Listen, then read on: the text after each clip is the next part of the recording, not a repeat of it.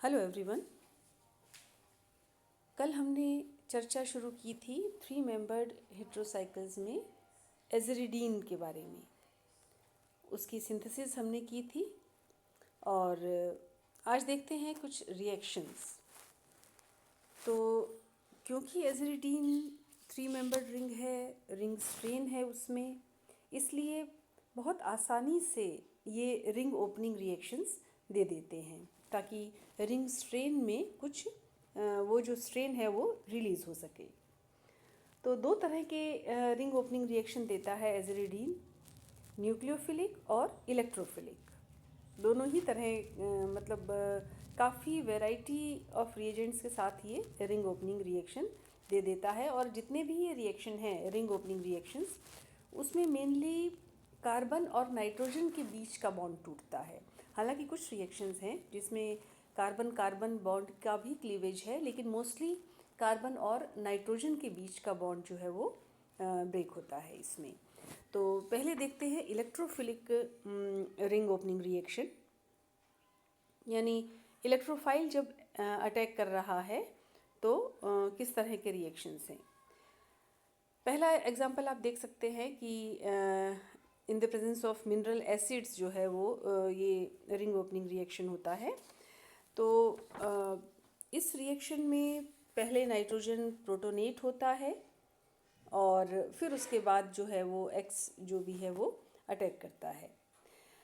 Electrophilic ring opening reaction में अगर एज़िरिडीन asymmetrical है, यानी दोनों कार्बन पर सेम सब्स्टिट्यूएंट नहीं हैं, अलग अलग हैं, तो इलेक्ट्रोफाइल कहाँ अटैक करेगा?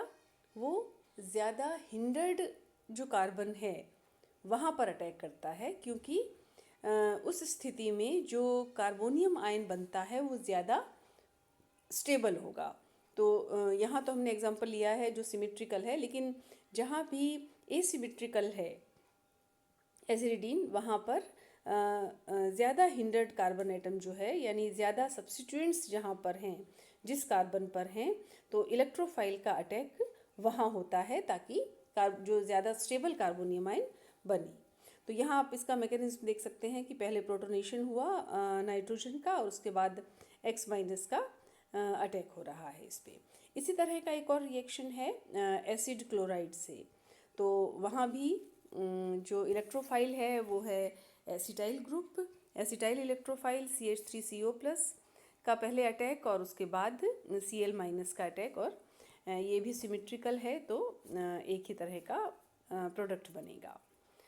लेकिन जहाँ पर भी एसिमेट्रिकल है वहाँ पर इलेक्ट्रोफाइल ज़्यादा सब्सटेंस वाले कार्बन पर अटैक करके प्रोडक्ट बनाएगा।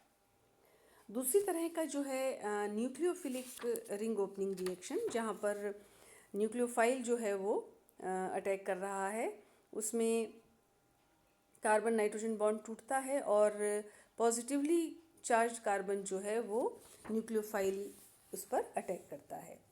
अब इस स्थिति में कार्बन नाइट्रोजन का जो बॉन्ड टूट रहा है वो 3 फैक्टर्स पर डिपेंड करता है। सबसे पहला तो नाइट्रोजन एटम पर जो सब्स्टिट्यूएंट है वो उसकी इलेक्ट्रॉन को एक्सेप्ट करने की नेचर, उसकी टेंडेंसी कितनी है, यानी इलेक्ट्रॉन विड्रॉइंग ग्रुप जो हैं नाइट्रोजन पर वो अगर प्रेजेंट हैं तो आसानी से ये रिएक्शन होता है इलेक्ट्रॉन को एक्सेप्ट करने की, क्योंकि न्यूक्लियोफाइल अटैक कर रहा है। तो नाइट्रोजन पर अगर इलेक्ट्रॉन विड्रॉइंग ग्रुप होंगे तो ये आसानी से अटैक होगा, और अगर नहीं है नाइट्रोजन पर इस तरह के ग्रुप तो हमको इस तरह के रिएक्शन के लिए काफ़ी विग्रस कंडीशंस जो हैं वो देनी पड़ेंगी, या फिर बहुत स्ट्रॉन्ग न्यूक्लियोफाइल का यूज़ करना पड़ेगा, तब जाके ये रिएक्शन होगा। दूसरा जो फैक्टर है वो है steric effects of carbon substituents. Normally जो न्यूक्लियोफाइल का अटैक होता है ये SN2 मैकेनिज्म के थ्रू होता है। SN2 मैकेनिज्म आपको मालूम है कि एक तरफ से जो है वो अटैक हो रहा है, बॉन्ड बन रहा है, और उसी टाइम दूसरा जो बॉन्ड है वो टूट रहा है, तो बाई मॉलिक्यूलर है ये सब्स्टिट्यूशन, न्यूक्लियोफिलिक सब्स्टिट्यूशन SN2। और इस स्थिति में जो ट्रांजिशन स्टेट बनती है उसमें वो स्टेबलाइज तब होती है जब न्यूक्लियोफाइल का अटैक लेस हिंडर्ड कार्बन पर हो, तो लेस सब्स्टिट्यूटेड कार्बन पर, तो ट्रांजिशन स्टेट जो है वो स्टेबलाइज होती है। तो यहाँ नॉर्मली न्यूक्लियोफिलिक अटैक में जो अटैक होता है वो लेस सब्स्टिट्यूटेड कार्बन पर होता है, लेकिन कुछ केसेस में इसमें जो मैकेनिज्म है वो SN1 टाइप का भी हो सकता है, पर्टिकुलरली उस समय जहाँ पर कार्बोनियम आयन को स्टेबलाइज करने वाला कोई सब्स्टिट्यूएंट हो। SN1 वहाँ होगा जहाँ पर SN1 की वजह से जो कार्बोनियम आयन बन रहा है उसको स्टेबलाइज करने वाला कोई ग्रुप अगर प्रेजेंट है कार्बन पर, तो फिर वो SN1 पाथ जो है वो चुनता है। जैसे हमने यहाँ एग्जांपल दे रखा है कि एक केस तो वो है जहाँ पर एक कार्बन पर दोनों हाइड्रोजन और एक कार्बन पर फर्स्ट केस में एक हाइड्रोजन एक मिथाइल है, दूसरे केस में दोनों मिथाइल हैं। तो दूसरा केस जो है वहाँ पर काफ़ी डिफरेंस आ जाता है इन दोनों कार्बन पर, और दो दो मिथाइल हैं तो ऑब्वियसली वो कार्बोनियम आयन को काफ़ी स्टेबलाइज करते हैं। और इसी वजह से यहाँ आप देख रहे हैं कि जब RCH3 है तो राइट वाला प्रोडक्ट जो है वो 93% बन रहा है, जिसमें अटैक जो है वो हो रहा है ज़्यादा सब्स्टिट्यूटेड कार्बन पर, यानी दो मिथाइल वाले कार्बन पर जहाँ पर अटैक हो रहा है OH का। तो काफ़ी क्लियर है ये कंडीशन कि अगर कोई ऐसा कार्बन पर कोई ऐसा सब्स्टिट्यूएंट है जो कार्बोनियम आयन को स्टेबलाइज करे तो SN1 मैकेनिज्म के थ्रू होता है रिएक्शन, और अगर ऐसा नहीं है तो नॉर्मली ये रिएक्शन न्यूक्लियोफिलिक जो अटैक है वो थ्रू SN2 मैकेनिज्म के थ्रू होता है।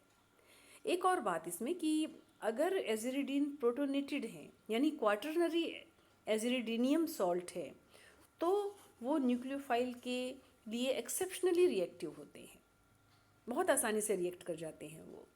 तो जैसे हमने यहाँ एग्जांपल दिया है कि ये वाला मिथेनॉल के साथ जो एजिरिडीनियम सॉल्ट है, ये मिथेनॉल के साथ बड़ी आसानी से कार्बन नाइट्रोजन बॉन्ड को तोड़ देता है, इस टाइप का।